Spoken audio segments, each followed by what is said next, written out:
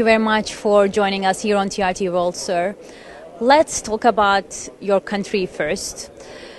Regarding your experience with the government and your influence over the public, let's talk about the security situation in Nigeria. Is it getting better? How do you describe the overlook of the security situation in general in your country? Well, if I tell you about Nigeria and I tell you about the things that's coming from the Nigerian government, your viewers might say, okay, well, it's not objective. So I'm going to give relevant international agencies that are not connected to Nigeria.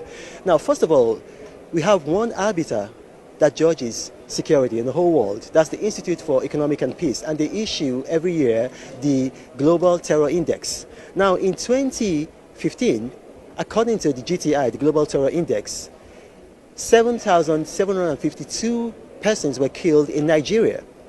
Now, last year, according to the GTI, 550 people were killed. So we've seen that we've gone from a situation whereby 7,000 people, almost 8,000 people were killed in 2015 to a situation now where less than 10% of those people are being killed.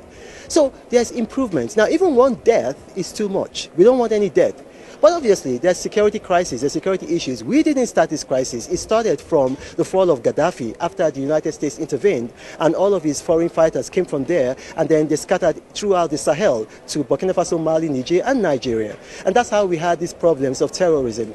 So things are getting better in Nigeria. And you can see that it's not just from the GTI. If you look at the CPI, that's the Corruption Perception Index, Nigeria has gone from 154 in 2021 to 140 today. So that means we've moved 14 places forward in the latest CPI rankings. If you look at our economy, in 2 years, Nigeria has added $67 billion to our economy. We're one of the fastest growing economies in the world. Our economy is growing at 4.23% in the last quarter. According to the IMF, Nigeria is projected to have a GDP growth rate of 3.3%. So things are getting better in Nigeria exponentially. We're not there yet. We still have a lot of work to do, but things are getting better.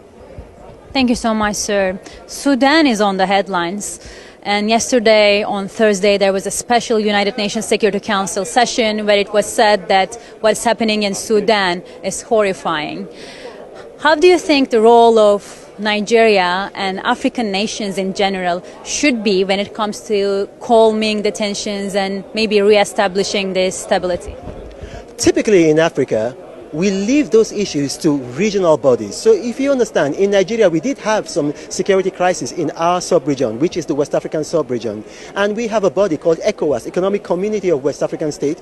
We formed a standing army, not a fighting army, but a peacekeeping army called ECOMOG. And that army went into Sierra Leone, brought peace there, went into Liberia, brought peace there. So what the East African Bloc has to do is to learn from what we did in ECOWAS